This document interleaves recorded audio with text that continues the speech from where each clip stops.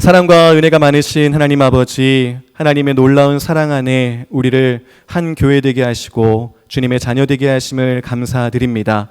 우리에게 주님의 길을 깨닫게 하시고 알게 하시는 이 귀한 은혜를 주시니 또한 감사를 드립니다.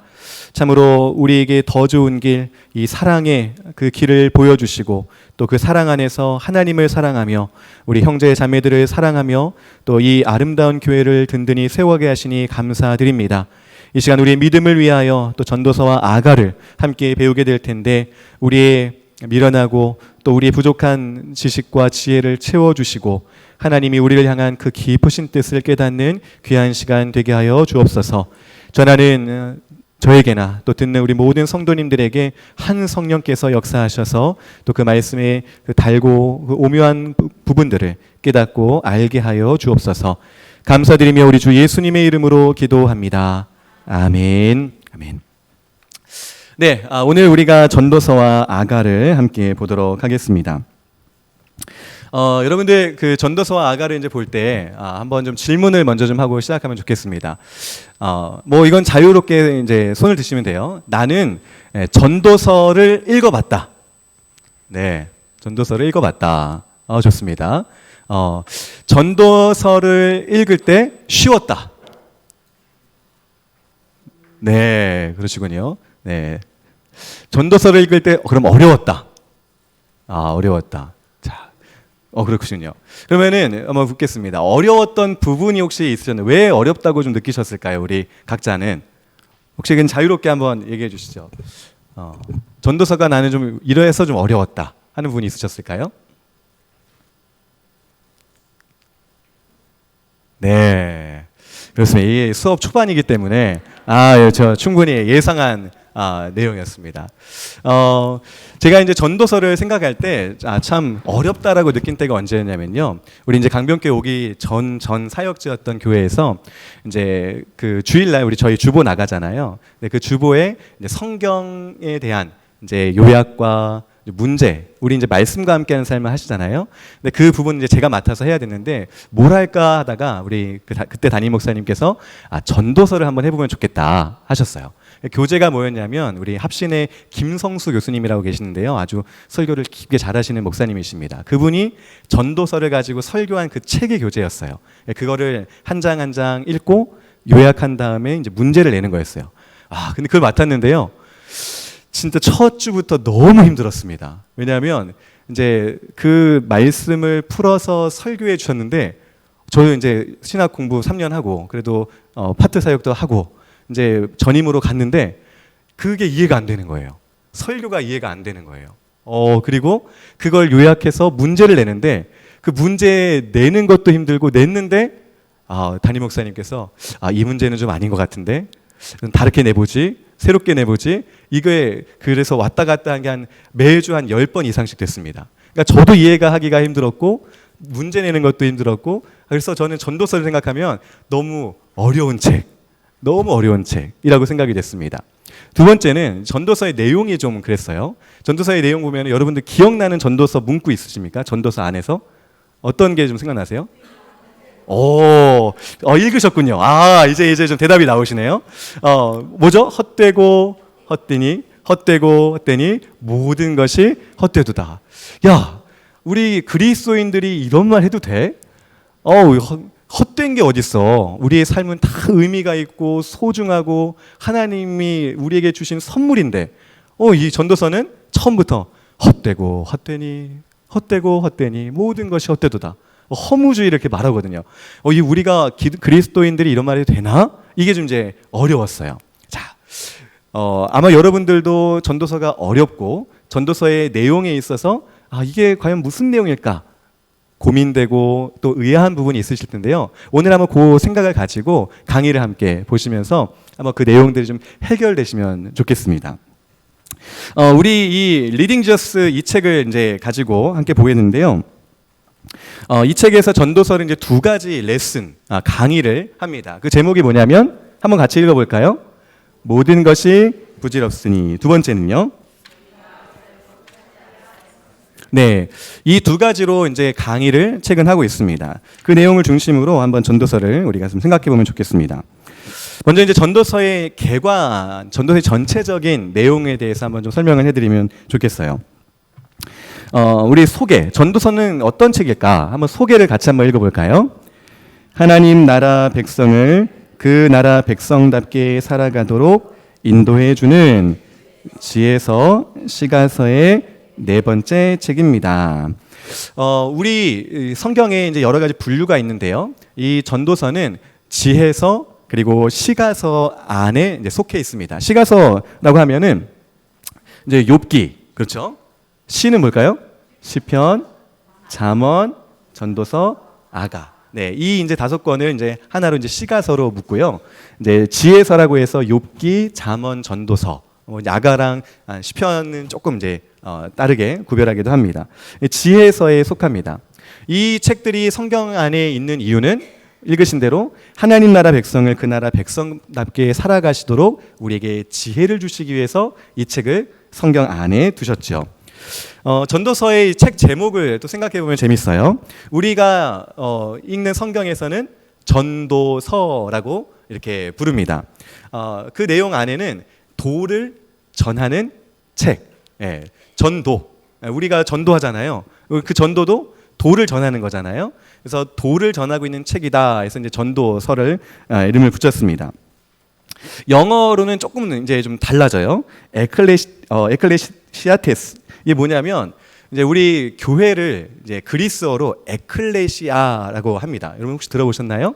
에클레시아가 이제 교회인데요. 이 에클레시아 안에 한 사람, 교회 안에 있는 한 사람의 말이다 해서 에클레시아테스라는 말을 씁니다. 교회를 구성한 한 사람이 말한 거라는 거죠. 근데 이제 이 성경의 원어인 히브리어는 조금 더 달라집니다.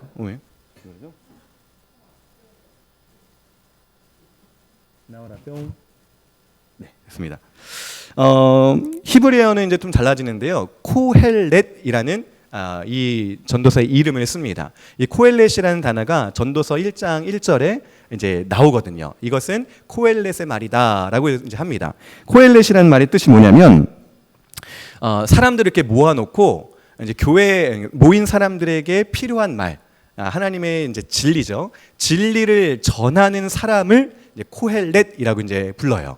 그래서 지혜를 전하는 사람, 도를 전하는 사람, 그리고 하나님의 진리를 전하는 사람. 그래서 코헬렛의 말이다라는 것을 따와서 이제 히브리어에서는 이제 코헬렛이라고 하죠.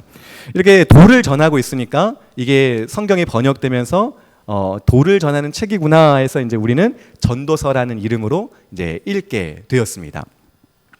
자, 이 전도서는 이제 구조적인 특징이 있습니다. 이 전도서가 12장까지 있는데요.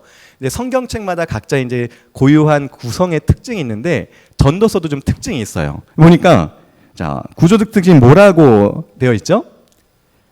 액자 구조다라는 이런 형식을 갖고 있습니다. 이제 인클루시오라는 이제 말인데요. 이 말은 액자. 여러분들 액자 보시면 어떻습니까? 액자 그 겉에 뭐가 있죠? 그렇죠. 액자 틀이 있습니다. 그리고 액자 그 틀 안에 뭐가 있죠? 그림이나 사진이나 뭐 이런 게 있습니다. 마치 전도서가 이 액자 구조처럼 겉을 둘러싸고 있는 사람의 말이 있고 또 그 안에 담겨 있는 어떤 또 한 사람의 말이 있습니다. 이걸 좀 더 이제 쉽게 표현하자면 저는 이제 샌드위치. 여러분들 제가 이걸 그림을 넣으면서 고민했어요. 이거 보시면서 배고프시면 어떡하지? 근데 다행히 김치찌개를 맛있게 드시고 오셔서 보셔도 배고프시진 않으시죠? 샌드위치를 보면은 빵과 빵이 있고요. 그리고 그 안에 이제 뭐 햄이라든지 채소가 있습니다. 그것처럼 이 전도서는 이 전도서를 시작하는 사람과 마치는 사람이 한 명이 있고요. 그 가운데 이제 전도자라고 하는 사람의 말이 있습니다. 그 밑에 이제 표를 보시면 글씨를 보시면 액자 밖의 저자, 자기를 이제 3인칭으로 이제 지칭하는 사람이 하나 있고 자신의 아들에게 전도자라고 하는 이 사람의 말을 지금 소개하고 있는 형식입니다. 이 전도서를 이제 생각할 때 두 가지 이제 구조를 해석을 하는데요. 첫 번째 방법은요. 1장 1절에서 11절까지 그리고 12장 8절에서 14절까지를 이 전도자의 말을 소개하고 있는 액자 밖의 사람. 액자 밖의 사람이 야, 전도자의 말이야. 들어봐. 하고 맨 마지막 12장 뒤에 가서는 이게 다 전도자의 말이었어. 그러니까 이 내용을 너는 이렇게 생각해야 돼 라고 설명해주고 있는 3인칭 한 사람이 있고요.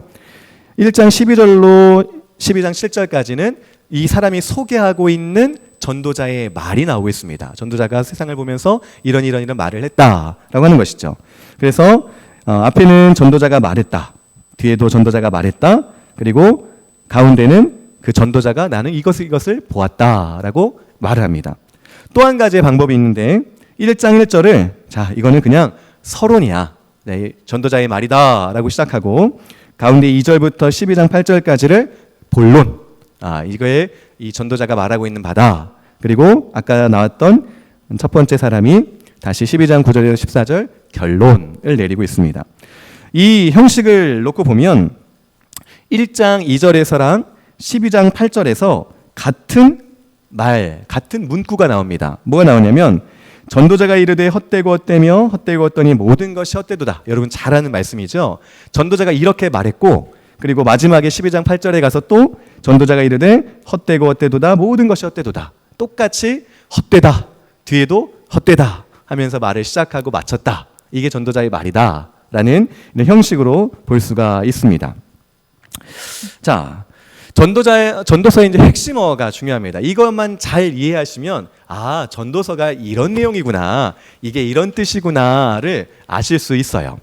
전도서에서 이제 핵심어라고 하는 것은 중요하고 또 이제 가장 많이 나오는 말이 되겠죠. 자, 헛되다. 여러분 잘 기억하시는 전도서 하면 딱 떠오르는 말, 헛되다라는 말이 나옵니다. 몇 번 사용됐다고 나오죠? 38번. 여러분 아까 전도서가 이제 12장까지 있다고 했는데요. 38번 나왔다고 하면은 그냥 우리가 그냥 산수로 계산하면 한 장에 적어도 헛되다라는 말이 몇 번 나오는 거죠? 저보다 산수들을 잘 하시는군요. 3번은 나오는 거예요. 물론 이제 몰려서 나오는 데가 많지만 그만큼 12장 안에서 한 장에 3번씩이나 나올 정도로 이게 중요하고 많이 나오는 단어구나. 성경이 그 단어를 허투루 쓰지 않거든요. 그래서 강조하고 싶은 말은 막 2번, 3번 쓰기도 합니다. 중복돼서 쓰기도 하고 절을 바꿔가며 쓰기도 하고요. 근데 전도서에서는 38번 정도나 헛되다라는 말을 이제 하고 있죠. 또 우리 수준 높은 강의니까요. 우리 이제 히브리어를 한번 읽어봐야겠죠. 네, 여기 나온 게 히브리어입니다. 헛되다라는 말의 히브리어인데요. 자, 저를 따라서 한번 헤벨입니다. 한번 가볼까요? 헤벨. 네, 발음 좋으십니다. 헤벨. 이게 이제 헛되다라는 말입니다. 이 헛되다라는 그 뜻이 뭘까? 한번 생각해 보겠습니다. 기본 뜻이 있는데요. 이 헤벨이라는 단어를 썼을 때 기본적으로는 이제 숨결, 입김, 그리고 물을 팔팔팔 끓이면 뭐가 확 이렇게 나죠? 연기, 수증기, 연기 이런 뜻을 갖고 있습니다. 숨결이고 입김이고 연기다. 여러분들 이것들의 공통점이 뭐가 있을까요? 입김과 수증기와 연기 뭐 이런 거에 공통점이 있습니다. 뭘까요? 맞습니다. 눈에 분명히 보였는데 금방 사라지죠. 추운 겨울날 따뜻한 방에 있다가 나가서 하면 입김이 확 나는데 있는지 없는지 어느새 싹 사라지고요. 생일 케이크 촛불 끄시면 연기가 팍 오는데 금방 사라지죠. 헤벨이 이제 그런 뜻을 갖고 있다는 거예요. 있었는데 금방 사라지는 것. 그래서 일시적이고 찰나의 순간에 있는 것이라는 뜻이 바로 이 헤벨의 뜻입니다. 그래서 시편 62편 9절 말씀을 보면요. 이렇게 이제 그 헤벨을 한 번 더 사용하는데요. 우리 한번 여기 62편 9절 말씀을 다 같이 한번 읽어보겠습니다. 시작. 슬프도다. 사람은 입김이며 인생도 속임수이니 저울에 달면 그들은 입김보다 가벼우리라. 네, 저는 이 말씀, 이 60편 9절 말씀을 읽을 때 그냥 슬프도다. 사람은 입김이며 이렇게 읽으면 안 된다고 생각합니다. 가 분명히 앞에 붙어 있잖아요. 슬프도다. 사람은 입김이며 이렇게 읽어야 된다고 생각합니다. 자, 보면요. 사람이 뭐라고 지금 표현하죠? 입김, 헤벨이라고 표현합니다. 우리 인생이 금방 있었지만 사라지기 쉬운 우리가 뭐 강건하면 70이요 강건하면 80이라 이런 말씀도 있지만 우리가 70년 80년을 산다고 해도 이 우주의 시간 또 역사의 시간을 놓고 보면 우리의 삶은 어떻죠? 그렇죠. 촛불 있다가 후 불면 꺼지는 짧은 촛불과도 같은 인생이죠. 그래서 시편 기자도 우리 사람은 입김이다. 우리는 입김보다 가벼운 존재다라는 말을 썼어요. 헤벨의 기본적인 뜻이 바로 이겁니다. 자, 발전된 뜻이 있습니다. 발전된 뜻, 이게 금방 사라지고 또 무익하기까지 한 이것을 가지고 발전돼서 우상이라는 뜻을 갖게 됐어요. 그래서 열왕기상 16장 26절 하반절에 26절을 보면 이 느밧의 아들 여로보암의 길을 이제 오므리 왕조가 따라갑니다. 따른데 그래서 어떤 죄를 범하느냐? 여로보암의 길을 따라가면서 어떤 죄를 졌냐면 그들의 헛된 것들로 이스라엘 하나님 여호와를 노하시게 했다라는 말이 나옵니다. 여기에서 이 헛된 것이 바로 이제 헤벨에 가지고 하는데요. 이게 뭘로 하나님을 이렇게 진노하게 하고 화나시게 했을까요? 네, 맞아요. 왕조 시대 때 하나님을 가장 대노하시게 한 일들은 뭐냐면 그들이 진짜 섬겨야 될 하나님을 버리고 우상을 섬긴 거.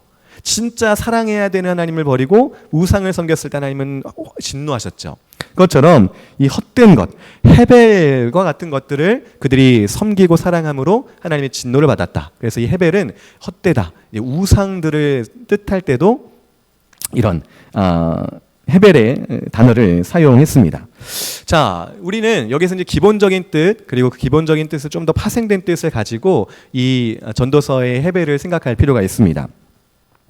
자, 전도자가 이제 세상을 이제 살피거든요. 그래서 자기가 가지고 있는 지혜를 가지고 자기 주변에 있는 것들을 이제 살핍니다. 그리고 이것들이 왜 헛된 것, 헤벨이 되는지를 이제 설명을 해주고 있어요. 전도자가 살핀 내용을 보면요, 첫 번째는 경험을 가지고 이제 탐구를 하기 시작합니다. 이 경험을 가지고 탐구했을 때 좀 분야가 있는데, 네, 지혜, 지혜, 그리고 쾌락을 추구하고 이 지혜와 쾌락을 대조하기도 하고요. 그래서 그 경험에 대한 탐구에 대한 잠정 결론을 2장 24절에서 26절까지 주고 있습니다. 우리가 할 수 있는 경험적인 부분, 우리가 가질 수 있는 지혜와 쾌락을 가지고 이제 탐구를 처음에 해봤어요. 또 두 번째로 일반적인 관찰을 통해서도 합니다. 자연을 관찰하고 인간 사회를 관찰하고 이 자연적인 것과 인간 사회들을 탐구한 것을 가지고 너희는 이제 이 말을 이렇게 이해하고 이렇게 받아들여야 된다라는 이제 충고를 해주죠. 또 이제 결론을 한 번 더 합니다. 세 번째로 실천적인 도덕. 우리가 살아갈 때 당연히 이거는 정말 그렇지 이래야지 하는 도덕들이 있잖아요. 이 도덕들을 한번 탐구해 봅니다. 그런데 이 도덕적인 것을 탐구했을 때 우리가 가지고 있는 도덕이 우리를 만족시켜주지 않는구나를 발견해요. 우리가 당연히 이래야지라고 생각했는데 그렇게 되지 않는 일들이 너무나 많고 그것들이 된다고 해서 우리가 만족을 얻을 수 없구나를 발견합니다. 그리고 도덕적인 게 분명히 이건 맞는데 세상을 보니까 그대로 되지가 않는 거예요. 악인이 장수하고 부하고 의인이 상을 받아야 하는데 의인이 오히려 곤란을 당하고 이런 일들이 이제 세상을 보니까 있는 거죠. 그래서 이 도덕이 도덕대로 세상이 돌아가지 않는구나. 도덕대로 이루어지는 삶이 아니구나를 발견하게 되죠. 그래서 그것에 대한 결론을 내립니다. 마지막으로 반성과 결론. 여전히 이 세상에는 큰 악이 존재하고 있구나. 참된 선은 과연 뭐지? 이런 세상 가운데에서 우리가 추구하고 우리가 바라봐야 될 것은 하나님과 함께하는 것이구나. 그래서 전도자는 자신의 말의 최종 결론을 이제 내리게 되지요.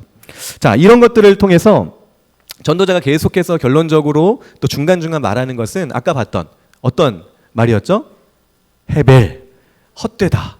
내가 이런 걸 다 살펴보는데 탐구하고 연구해봤는데 이것이 헛되다. 자, 그런데 우리가 헛되다 할 때 이제 아까 우리가 단어를 배웠으니까요. 다 필요 없어. 다 소용없어. 이렇게 받아들이는 게 맞을까요?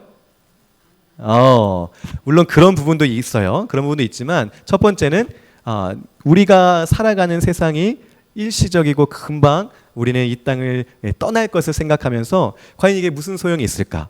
이게 나에게 어떤 유익을 주는가? 그런데 일단 1차적인 결론으로는 헛되다라는 결론을 내려요.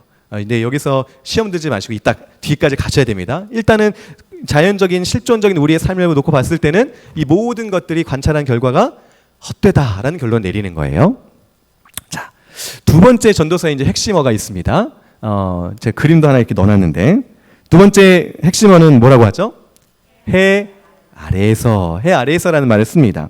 이것도 역시 29번 정도 이제 전도서에서는 이제 사용이 됩니다. 역시 중요한 단어죠. 자, 이 해 아래에서라는 이 말의 기본적인 뜻은 모든 사람이 살고 있는 세상을 말합니다. 여러분들도 저도 다 해 아래에서 살아가고 계시잖아요. 혹시 해 아래에서 안 사시는 분 계십니까? 네, 우리 모두 다 해 아래에서 살아갑니다. 우리 사람들이 살아가는 이 삶을 해 아래에서라고 이제 설명을 하는 거죠. 그래서 전도서 2장 22절과 23절에서도 해 아래에서 행하는 모든 수고, 우리 해 아래에서의 삶으로 이야기를 하고 있습니다. 근데 이 해 아래에서는 기본적으로는 우리가 모든 사람이 살아가는 삶을 말하지만 그 또 거기서 좀 더 발전된 뜻은 뭐냐면 기쁜 뜻. 한번 다 같이 읽어볼까요?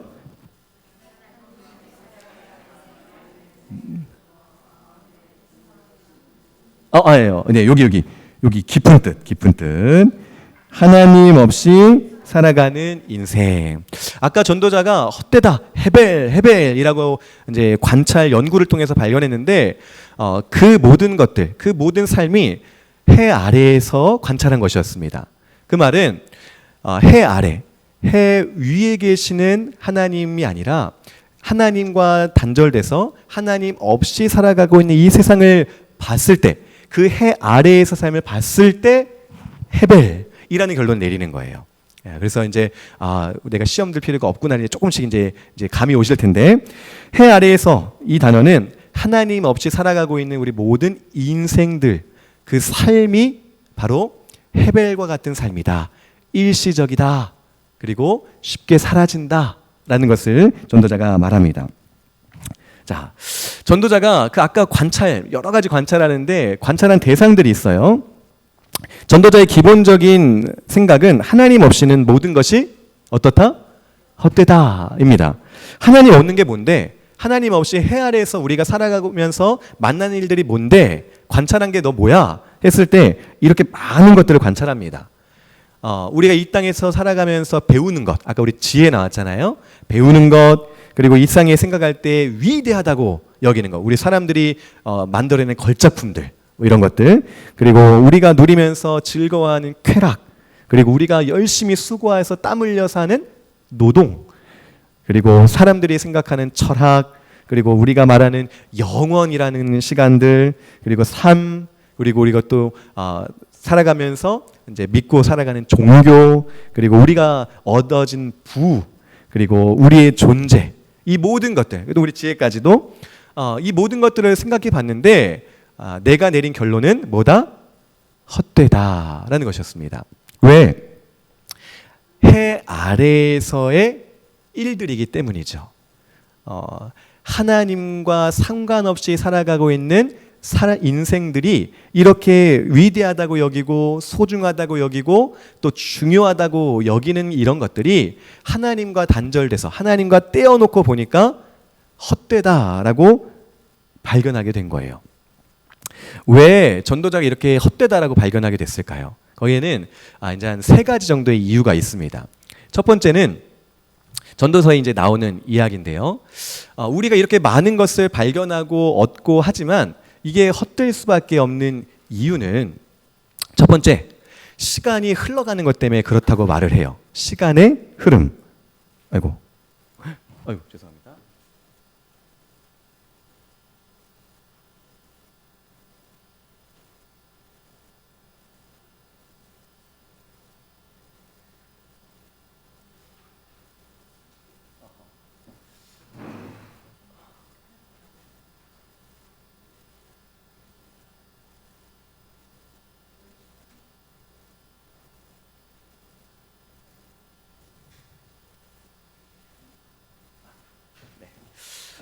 죄송합니다.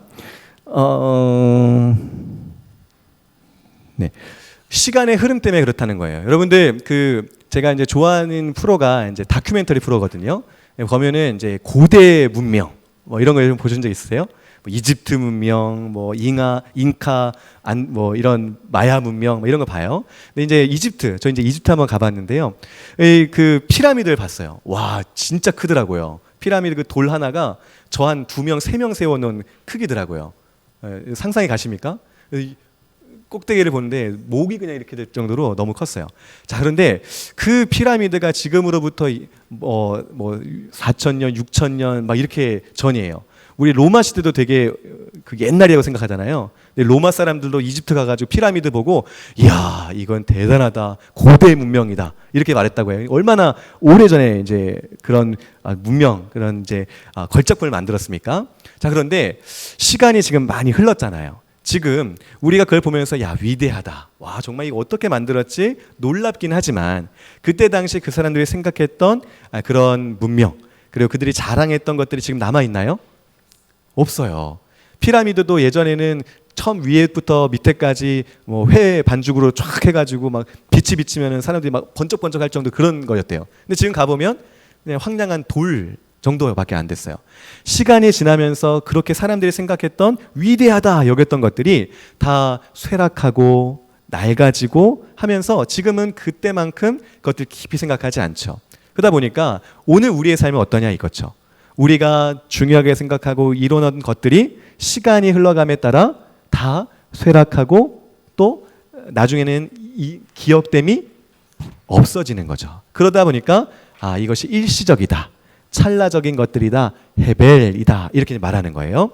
두 번째는요, 이건 이제 우리 모든 사람의 공통적인 한계입니다. 뭐냐면 우리에게 죽음이 있다는 거죠. 우리가 이 세상에서 막 지지고 볶고 막 얻고 잃고 살아가는데 결국 우리는 같은 결론에 도달합니다. 인생은 죽는다라는 것이죠. 영원히 살 사람이 없다는 거예요. 그러니까 우리가 이 세상에서 많이 얻어놓고 잃어보고 지혜를 갖고 하지만 우리가 죽은 다음에 그게 영원히 내게 되나요?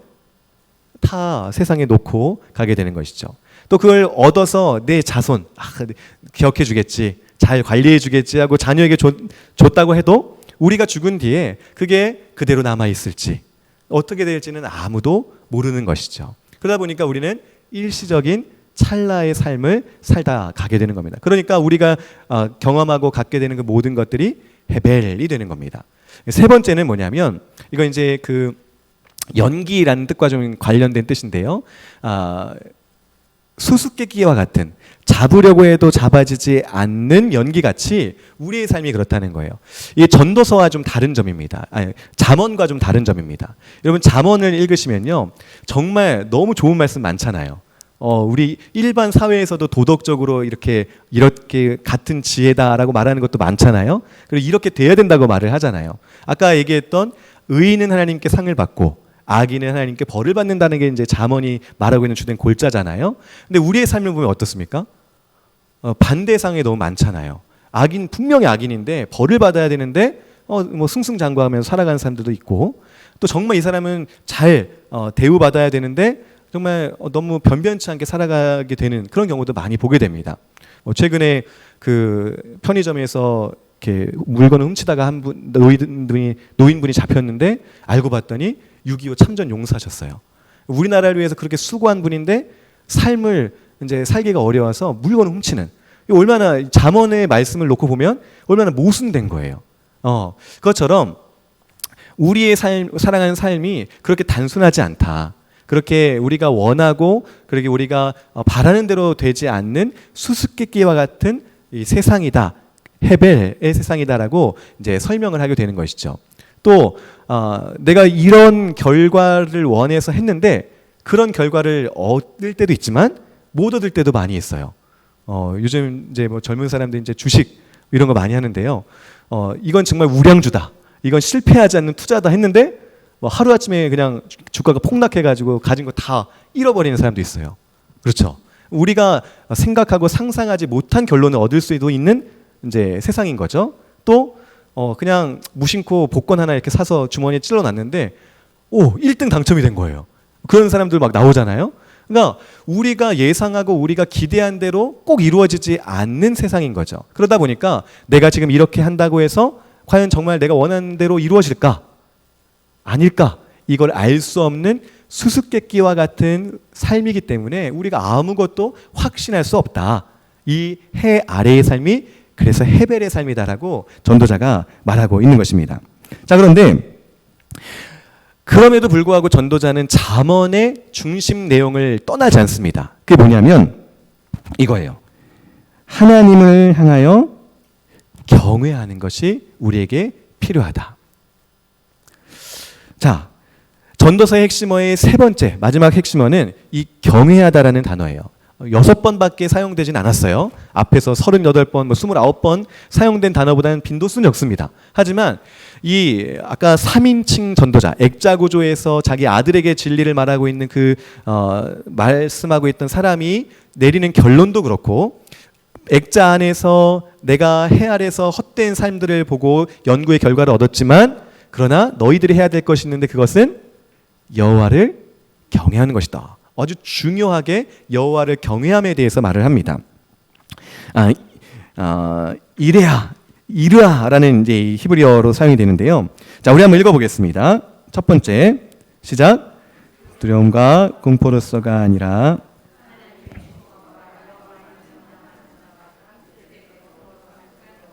네, 하나님을 경외한다라고 했을 때 이 경외는요, 이제 두려워하다, 무서워하다라는 뜻도 있지만 우리는 하나님을 그렇게 경외하는 것이 아닙니다.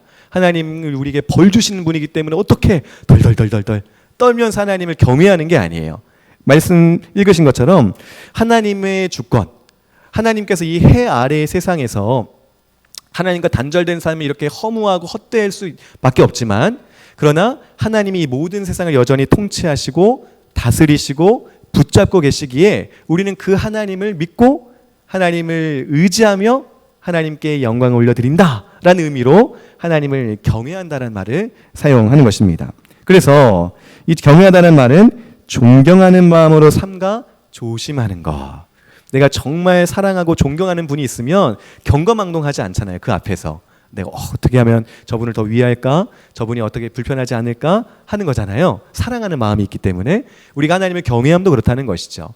정말 우리가 알 수 없고 우리가 이해할 수 없고 이런 인간의 한계들이 있는 세상이지만 그 안에서 지금도 살아계신 하나님, 어떻게 하나님을 우리가 사랑하고 높이며 경배할 수 있을까? 이런 마음으로 경외한다는 것이죠. 그래서 전도서 12장 13절에 결론적으로 이렇게 말하죠. 여러분들 전도서를 생각하면 헛되니 모든 것이 이것도 기억하셔야 되지만 저는 사실 이 12장 13절 말씀을 더 기억해야 된다고 생각을 해요. 한번 다 같이 읽어보죠. 일의 결국을 다 들었으니 하나님을 경외하고 그의 명령들을 지킬지어다. 이것이 모든 사람의 본분이니라. 이게 전도서의 진짜 결론입니다.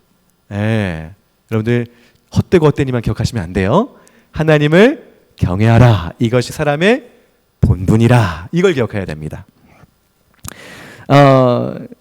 그래서 전도서의 난제가 우리는 이제 쉽게 풀립니다.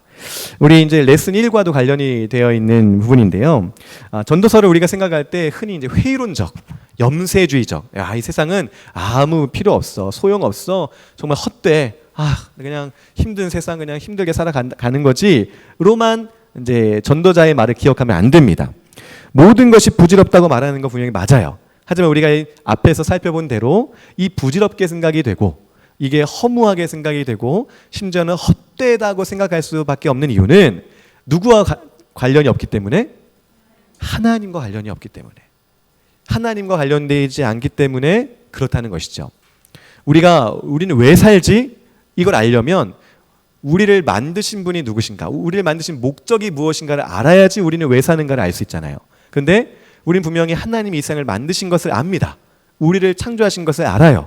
근데 그 하나님과 떠나서는 내가 왜 이 땅에 있지? 내가 왜 살지를 찾을 수가 없는 거예요. 그래서 전도자가 전도서 안에도 말한 것처럼 그런 의미, 하나님을 발견하지 못하니까 최대한 인생이 이 세상을 살아가면서 느끼는 것은 할 수 있는 것은 지금 나에게 있는 것을 그냥 만족하며 살아라.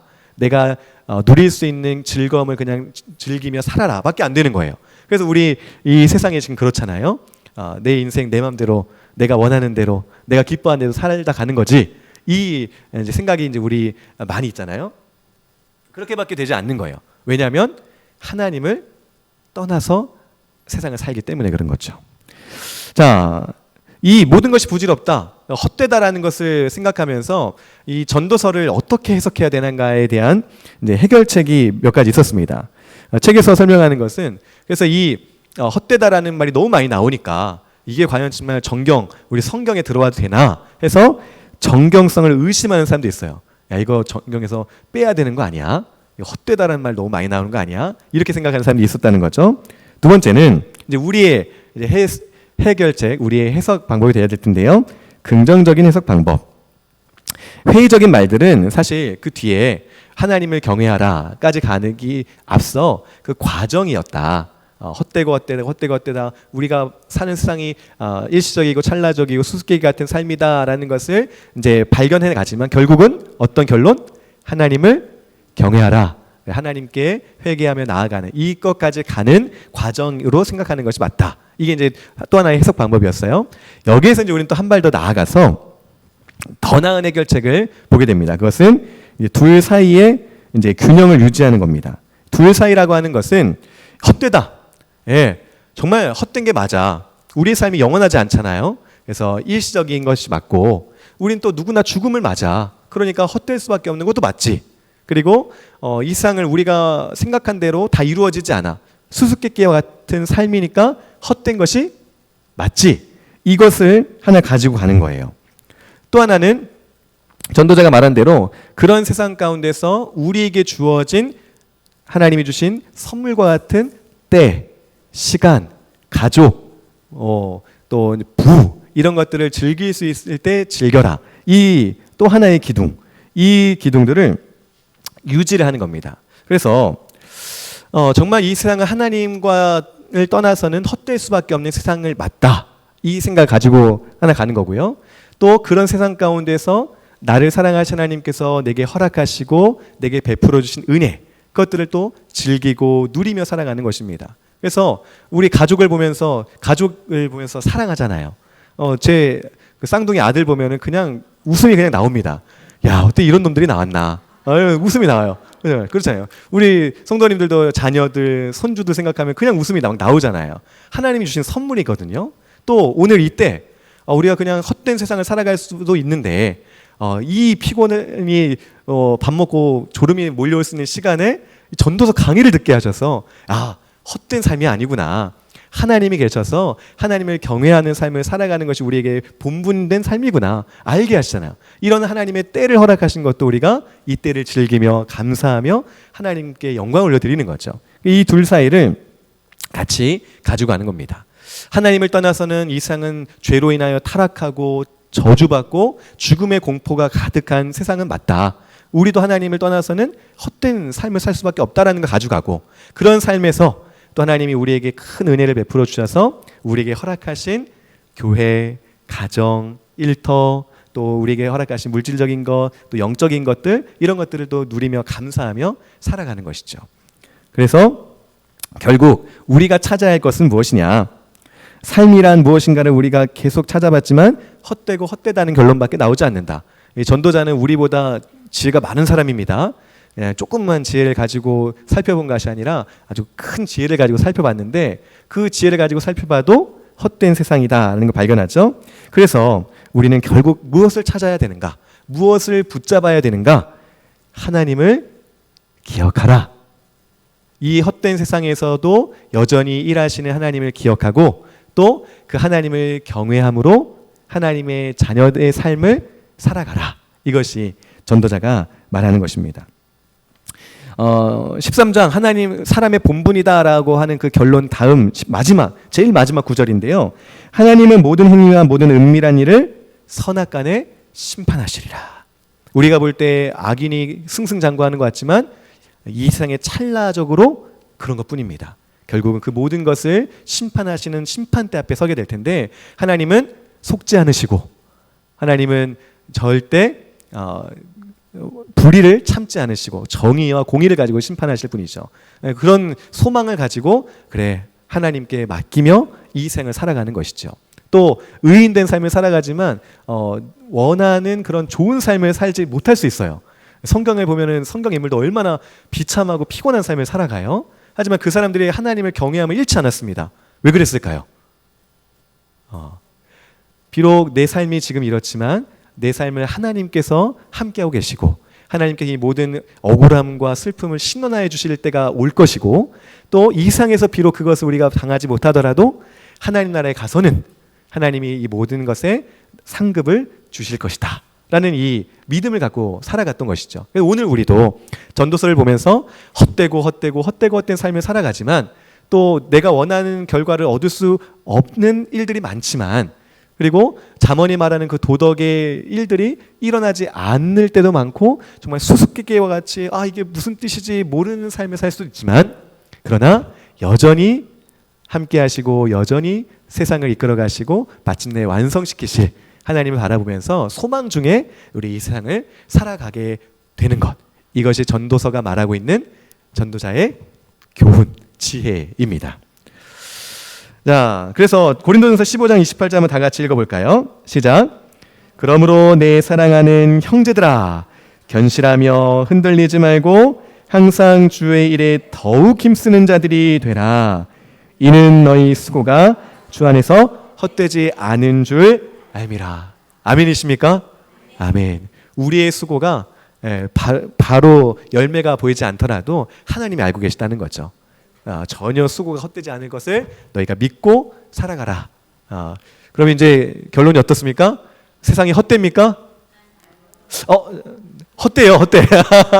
분명 헛된 부분이 있어요. 뭘 떠나면? 하나님을 떠나면. 그래서 우리는 이 세상을 헛되게 생각하는 것이 아니라 하나님이 주신 뭘로 생각할까요? 선물로 생각하시며 살아가는 저와 여러분 되기를 간절히 소망합니다. 자, 이게 전도서였습니다. 자, 근데 오늘 하나 더 해야 돼요. 아가서 해야 됩니다. 여러분 어떻게 괜찮으시겠습니까? 네, 좋습니다. 자, 아가서. 네, 원래 제 계획은 한 30분까지 하고 한 5분 쉬는 시간 드리고 아가서를 하면 좋겠다 했는데 40분이 돼 버렸어요. 죄송하지만 쉬는 시간 없이 왜냐하면 제가 이제 3부 우리 청년들을 또 이따가 또 올라가서 또 가르쳐야 되는 일이 있어서 제가 죄송하지만 쉬는 시간을 못 드릴 것 같습니다. 네, 다 끝나고 우리의 쉬는 시간이 많겠죠? 네, 그때를 소망하면서 아가서를 한번 보도록 하겠습니다. 아가서 오늘 리딩저스 책에서는 이제 새 레슨을 하고 있습니다. 새 강의를 하는데요. 첫 번째는 우리의 사랑은 어떤 사랑인가? 두 번째는 참된 사랑만이 진정한 안식을 준다. 세 번째는 기다려야 할 분을 기다려야 한다. 아가서 저희 세 번의 이제 아가서에 대한 경험이 있는데요. 첫 번째는 뭐였냐면 제가 어렸을 때 이제 우리 지금 성경 그 통독하잖아요. 그런 것처럼 이제 저도 이제 그 아버지가 저희 목사님 아버지인데 목사님이 이제 그 통독을 이제 시키신 거예요. 읽었어요. 막 읽다가 이제 아가서를 읽은 거예요. 그때가 초등학교 고학년이었나 아마 그때는 됐을 거예요. 근데 읽는데 이제 막 사춘기가 이제 시작할 그쯤이었어요. 아가서를 보는데 눈이 번쩍 뜨인 거예요. 아니 이런 내용이 성경에 있었단 말이야.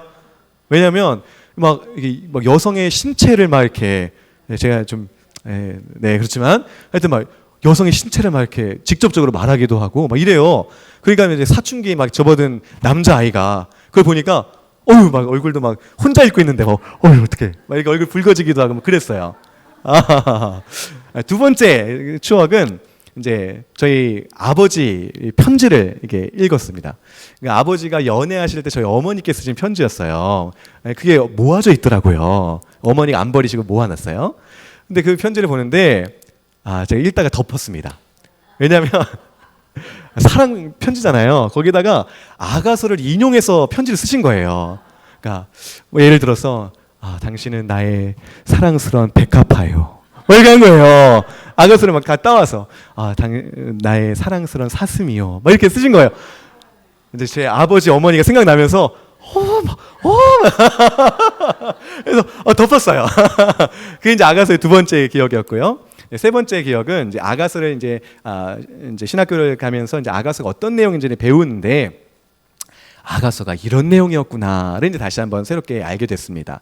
아가서가 단순히 어떤 남녀 간의 사랑 노래, 사랑 고백일 뿐만이 아니라 이 안에 담겨 있는 하나님이 우리를 향한 사랑, 신랑 되신 그리스도와 신부 되신 우리 교회의 그 관계성을 설명하는 성경이다라는 것을 이제 보게 됐을 때, 야, 그래, 내가 불킬 게 아니었구나, 그 편지 덮을 게 아니었구나, 이런 생각이 들더라고요.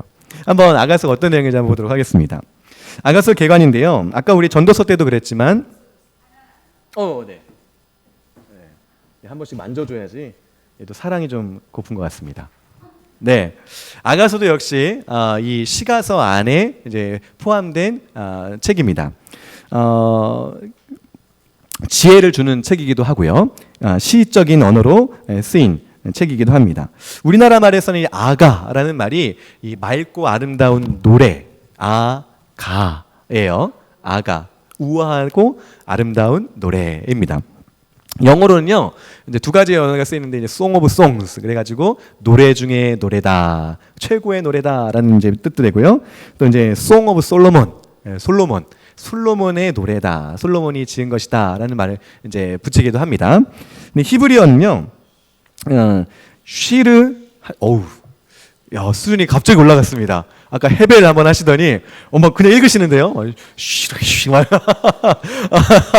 네, 잘 읽으셨습니다. 쉬르 하슈림이라고 해서요. 아까 우리 영어의 그 말 Song of Songs, 그래서 노래 중에 노래, 노래 가운데 노래. 우리 이제 성경에 보면 이제 왕 중에 왕 이러면, 예, 그렇죠. 그리고 또 거룩하고 거룩한 이런 이제 말이 있는데, 이게 반복을 쓰면서 이걸 정말 강조하는 그런 말인데요. 이것도 그래요. Song of Songs 그래가지고 쉬르 하슈림, 그래가지고 노래들 중에 노래다, 이건 최고의 노래다라는 이제 제목을 가지고 있습니다.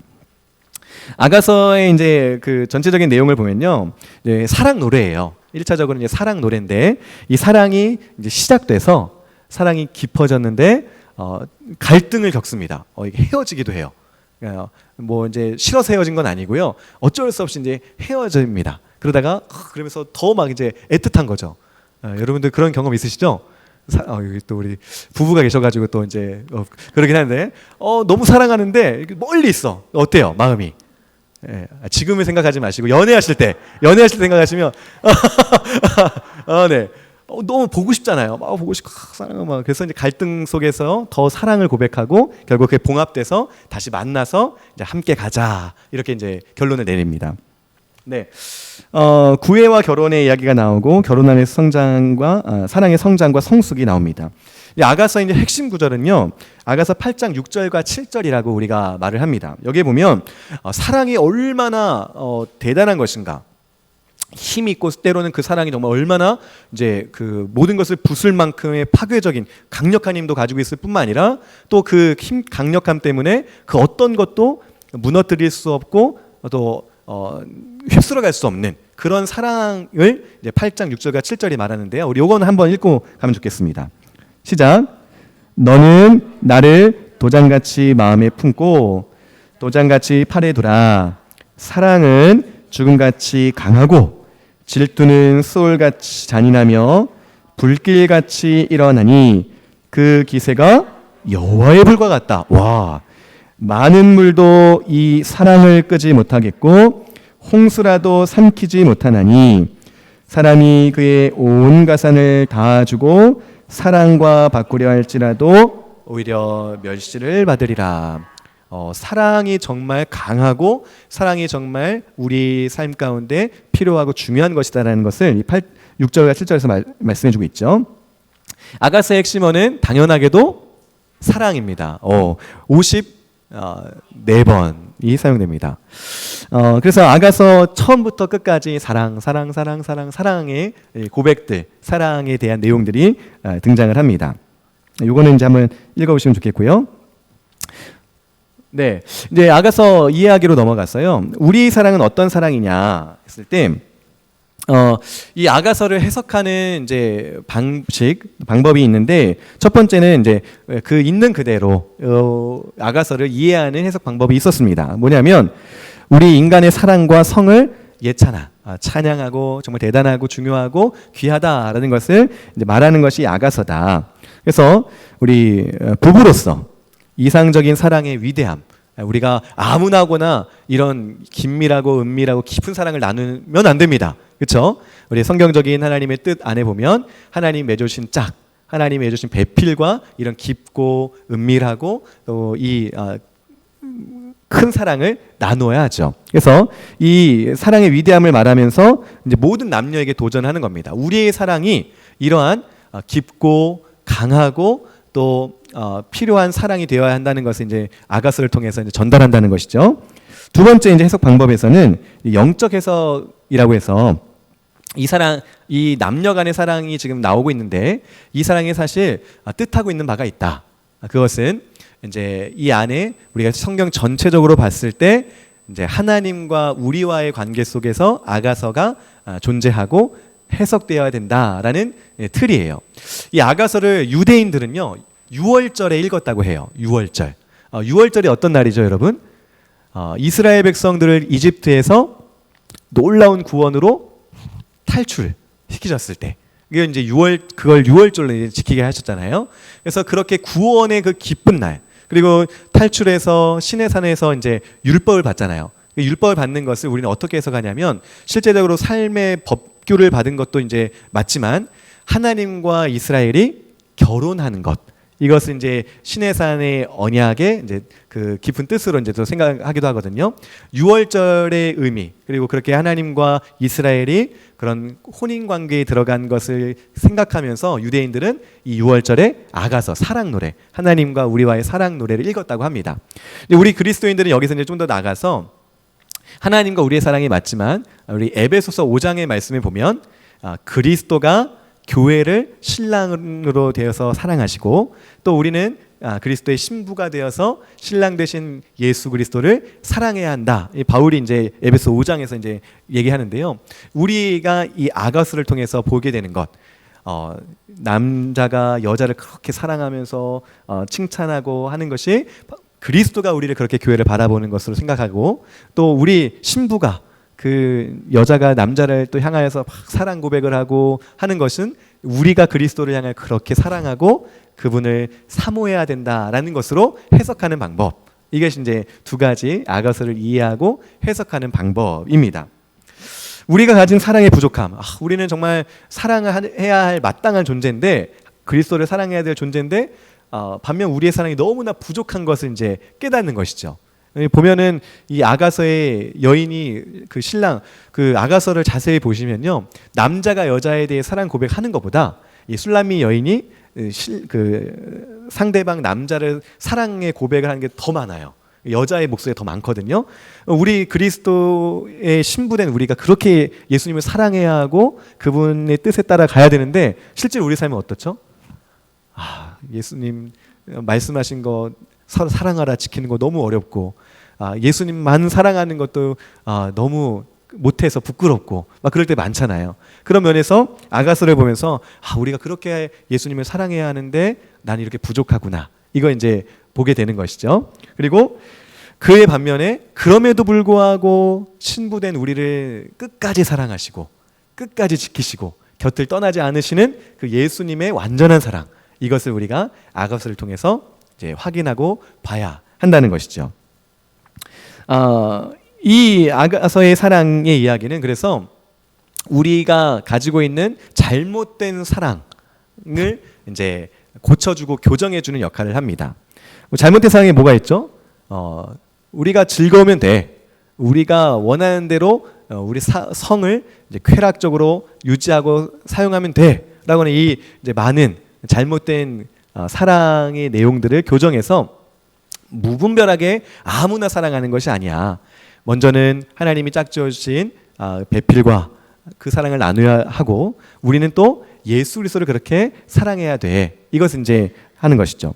두 번째는 이제 금욕주의도 이제 반대합니다. 이건 뭐냐면 예전에 이제 그 이원론이라는 거 혹시 들어보셨어요? 이원론? 두 가지로 분류를 하는 건데 어떤 것은 거룩하고 어떤 것은 불경하다, 불순하다. 그래서 예전에 그리스 철학 가운데 이제 영적인 것은 정말 거룩하고 좋은 것인데 우리 육적인 것은 악하고 나쁜 거야. 플라톤이 이제 그런 이제 이원론을 이제 주장을 했거든요. 그래서 이게 이제 기독교 안으로 들어와서 우리가 영적인 거 이런 것들은 참 고상하고 좋은 건데 우리가 육적으로 하는 것은 악하고 이거는 이제 타락된 거야. 그래서 우리 성을 이제 그 금욕하라, 하지 마라, 절제하라. 너무 이제 거기까지 간 거예요. 그래서 뭐 예를 들어서 이제 수도원 운동 이런 것도 이제 결혼을 금하고 이렇게 하잖아요. 근데 사실 성경에서는 결혼하라고 얘기를 하시거든요. 하나님께서 우리에게 성을 주신 것은 하나님이 우리와 나누시는 그 기쁨을 이 세상 가운데도 경험하고 그걸 통해서 이제 하나님을 경배하는 것을 원하시기 때문에 주셨는데 우리 육적인 건 너무 이제 타락하고 불순한 거야. 그래서 이제 금욕주의로 막 가게 된 거예요. 이것도 이제 아가서는 배격을 합니다. 아니다. 하나님께서 우리에게 사랑을 선물로 주었고 그 안에서 우리가 유익을 누리도록 하셨다라고 이제 가게 되는 것이죠. 자, 그래서 우리는 우리에게 참된 사랑만이 안식을 준다는 것을 아가서를 통해서 이제 교훈을 받아야 합니다. 두 남녀가 열정적으로 사랑의 고백을 합니다. 뭐 이렇다 저렇다 막 자연 만물을 막 비유해서 말하기도 하고요. 또 식물을 동식물을 비유해서 사랑 고백을 하기도 합니다. 이런 사랑 고백이 우리에게 성과 결혼에 대한 메시지를 이제 주게 되지요. 하나님이 뜻하신 결혼 관계 안에서 얼마나 풍성하고 깊은 복을 누리게 하는지 보여주며 우리로 그것을 이제 따라가고 열망하게 합니다. 그런 사랑이 우리에게 있어야 하고 있기를 원한다라고 갈망을 우리에게 품게 하지요. 자, 그런데 이런 사랑이 우리에게 참된 사랑으로 다가오는 것은 결국 하나님께서 우리에게 대한 사랑을 확인하고 깨닫게 될 때 이 사랑이 참된 사랑으로 온전한 사랑으로 우리 안에 자리매김을 하게 됩니다. 우리가 이 땅에서 성을 가지고 즐기고 누리고 살아가지만 사랑의 원형은 하나님은 사랑이시라. 사랑의 하나님을 우리가 바로 알 때 그 사랑의 진짜 의미와 목적을 알게 되는 것이죠. 아까 우리 전도서에서 봤잖아요. 전도서에서도 막 쾌락에 대해서 얘기를 하잖아요. 해 아래서의 쾌락. 하지만 그것이 뭐라고 했어요? 벌써 까먹으신 거 아니죠? 헛되고 헛되다. 헤벨. 이러잖아요. 왜? 하나님과 떠난 이 세상 해 아래에서의 것은 헛된데 쾌락과 사랑도 그렇다는 것이죠. 아가서도 말씀하고 있는 거예요. 우리가 사랑하고 우리가 아끼고 또 우리가 추구해야 될 이 모든 애정들이 하나님을 떠나서는 참된 의미와 목적을 발견할 수 없다는 것이죠. 그래서 아주 유명한 기독교의 이제 사상가이자 이제 사역자였는데요. 우리 어거스틴이라고 이제 또 부르기도 하는데 이분이 이렇게 얘기했어요. 아주 유명한 말인데 한번 같이 읽어보겠습니다. 시작. 주여, 우리의 마음은 오직 당신 안에서만 안식을 발견하나이다. 네, 이런 말을 했습니다. 뭐 다른 원어적인 직역을 하면 당신 품에 안길 때가 아니고서는 안식을 얻지 못합니다. 라고 이제 이렇게 말을 해요. 그러니까 하나님 안에 있을 때, 하나님을 만나고 하나님을 경험하고 그분의 사랑에 이렇게 품어졌을 때야 진짜 안식이 내게 있다라고 이제 고백을 한 거죠. 아가서 역시 정말 사랑의 고백을 하지만 결국 함께 만나서 함께 이제 그 길을 걸어갈 때 진짜 그들에게 기쁨과 이제 쾌락이 있었는데요. 이제 우리도 하나님 품에 안길 때, 하나님과 동행할 때, 하나님과 함께할 때 그런 안식, 그런 기쁨, 그런 소망이 있다는 것을 아가서를 통해서 우리가 기억해야 하겠습니다. 마지막, 그래서 우리가 이제 기다려야 할 분이 있다는 것을 이제 말하죠. 기다려야 할 분은 있다. 여인을 사랑하는 남자가 있고 남자의 사랑을 받는 여자가 있습니다. 여자도 역시 남자를 사랑하고 남자도 사랑을 받습니다. 이렇게 아주 긴밀하게 서로 사랑을 합니다. 막 만났다가 헤어졌다가 헤어지면 또 더 보고 싶고, 네, 저도 그런 경험을 했었습니다. 아내 보내고 저 이제 멀리 살아서 아내가 전라도 나주 처녀였거든요. 그럼 이제 막 기차 타고 가고 버스 타고 가야 돼요. 전 수원에 사는데 이제 버스 보면서 막 손 흔들면서 막 방금 헤어졌는데 지하철역 나오면서 기차역 나오면서 보고 싶다. 보고 있어도 보고 싶고 헤어지면 더 보고 싶고 그런 게 표정들을 보시니까 다 경험하신 것 같아요. 저기 뒤에서 우재인 집사님이 이렇게 웃으시면서 경험하신 것 같아요. 우리는 모두 다 경험하시잖아요. 사랑을 하고 만나면 사랑하고 헤어지면 더 그리웠고 더 사랑의 마음이 품게 되고 또 그래서 더 나중에 만나면 더욱 사랑하고 이런 사랑을 주고받습니다. 그런데 여기에서 하나의 이제 갈등의 요소 또 이제 하나의 문제가 있습니다. 뭐냐면 여인이 이제 말하는 것 중에 나오는데요. 이제 자기가 이제 포도원을 받았다, 이제 사랑을 받았다라고 이제 얘기를 하는 건데요. 이 포도원을 허는 여우가 있다 이런 말을 해요. 이 사랑을 방해하고 이 사랑이 흔들리게 하고 또 사랑의 그런 관계를 유지하지 못하게 만드는 방해꾼이 있다 이렇게 이제 얘기를 하거든요. 그래서 그것을 막아달라, 그것들이 이제 해결될 때까지 지켜달라 이런 식으로 얘기를 하는데. 오늘 우리에게 이제 이것이 이제 도전이 되는 것은 그리스도와 우리의 이런 사랑 관계 속에서 그리스도는 우리에게 계속 동일한 사랑을 베풀어 주잖아요. 하나 예수님의 사랑이 막 어떨 때는 막 크게 사랑했다가 쟤 좀 잘 못하는 것 같은데 좀 조금만 사랑해야지 이러신 분 아니잖아요. 그리스도는 우리를 항상 100% 사랑하시는데 우리는 어때요? 우리는 우리의 어떤 한계와 연약함이 될 수도 있지만 또 죄로 인해서 그 사랑을 온전히 누리지 못하고 오히려 불순하게 그 사랑을 떠나기도 하고 하나님으로부터 받은 사랑, 포도원이라고 얘기한다면 그 포도원을 잘 가꾸지 않고 막 담이 무너졌는데 막지도 않고 막 물이 없어가지고 말라 죽어갔는데 포도가 물 주지도 않고 이렇게 이제 그런 방해와 갈등의 요소들을 우리가 만들어내고 또 그것을 내버려 둘 때가 많잖아요. 이런 것 생각하면서 하나님께서 우리를 향한 그 사랑을 우리가 계속해서 유지하고 지켜가고 끊임없이 그 사랑 안에 살도록 우리 자신을 갖고 가고 또 그것을 할 수 있도록 하나님께 기도하며 그의 은혜와 힘을 구하는 이런 기도를 우리가 이제 해야 된다는 것을 보게 되죠. 네. 우리를 방해하는 요소들은 참 많이 있습니다. 우리 안에 죄가 있고 우리 외부에 환경이 있고 또 우리를 우는 사자와 같이 삼킬 자를 찾아서 돌아다니는 악한 사단의 세력이 분명히 활동하면서 우리를 이제 유혹하고 우리를 넘어뜨리려 합니다. 이 포도원을 허는 여우가 분명히 있어요.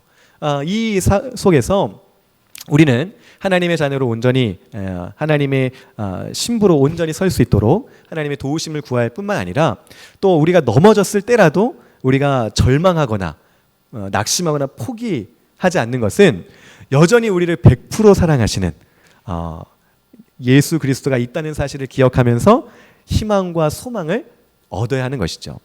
아가서를 통해서 계속해서 사랑을 고백하는 그 남녀와 같이 예수님은 오늘도 우리에게 사랑의 고백을 하시고 성일아 내가 널 사랑한다. 내가 널 버리지 않을 거야. 널 떠나지 않을 거야. 네가 실수하고 또 실패한다고 해서 내가 그것 때문에 널 떠나지 않아. 널 버리지 않아. 난 언제나 너와 함께 할 거야. 이 고백을 하시는 예수 그리스도의 사랑의 음성을 아가서를 통해서 우리가 듣고 또 이제 언젠가 그리스도께서 이 땅에 다시 오실 때 우리가 신부로서 그분을 맞이하고 우리의 모든 포도원을 허는 여우와 같은 그런 모든 방해 또 모든 그런 벽들을 허무시고 온전하게 우리를 회복시키시고 완성시키실 그 예수 그리스도를 바라보며 기다리는 오늘 우리의 삶이 되어야 하는 것이죠. 아가서가 우리에게 말하는 것이 바로 이러한 하나님과 우리와의 사랑, 우리를 끝까지 사랑하시는 그 하나님의 풍성한 사랑을 기억하고 감사하도록 우리에게 아가서를 주셨다는 것 여러분이 기억하시면 좋겠습니다. 자, 제가 준비한 강의는 여기까지입니다. 네, 전도서와 아가서를 통해서 우리 성도님들이 읽으실 때마다 이 내용들이 좀 기억나셔서 유익하게 받으시면 좋겠고요. 어려워하시거나 또 나 부끄럽네. 그러진 않겠지만 그렇게 성경을 보는 것이 아니라 정말 이것이 하나님이 나를 위해서 주신 말씀이구나. 나에게 사랑 고백을 하시고 계시는구나. 헛된 이 세상 가운데에서 헛되지 않는 삶을 살게 하시기 위해서 하나님을 경외하는 그 본분됨을 가르쳐 주시는구나. 이것을 늘 확인하시면서 유익을 누리시는 우리 모든 성도님들 되시기를 간절히 소망합니다. 네, 혹시 질문 있으실까요? 질문. 네. 질문 없으십니까? 네, 질문. 네, 혹시라도 나중에라도 질문 궁금하신 점 있으시면은 말씀해 주시고요. 성심성의껏 대답해 드리도록 하겠습니다. 네, 모두 수고하셨습니다. 우리 수고하신 분 뭐 옆에 분들에게도 네, 수고하셨습니다. 수고하셨습니다. 기도하고 그럼 마치도록 하겠습니다.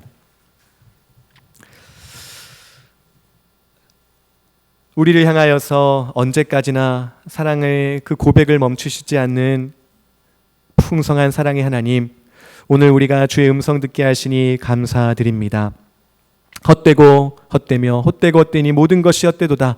이 헤벨과 같은 세상 속에서 일시적이고 또 수수께끼와 같은 그 세상이지만, 그러나 우리가 낙심하고 포기하지 않는 것은 지금도 다스리시며 앞으로도 함께 하시고 모든 우리의 연약함과 부끄러운 것들을 제하시고 우리를 그리스도의 신부로 완성시키실 하나님이 있기에 오늘 우리가 이 삶을 의미 있게 살아갑니다.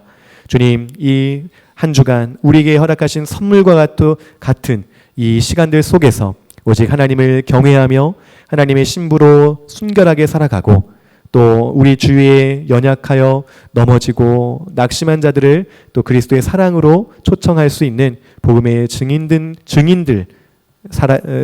된 삶을 살아가는 우리 모두가 되게 하여 주시옵소서. 지금까지 우리에게 힘 주시고 지혜 주신 하나님께 모든 영광 올려드리며 살아계신 우리 주 예수 그리스도의 이름으로 기도하옵나이다. 아멘.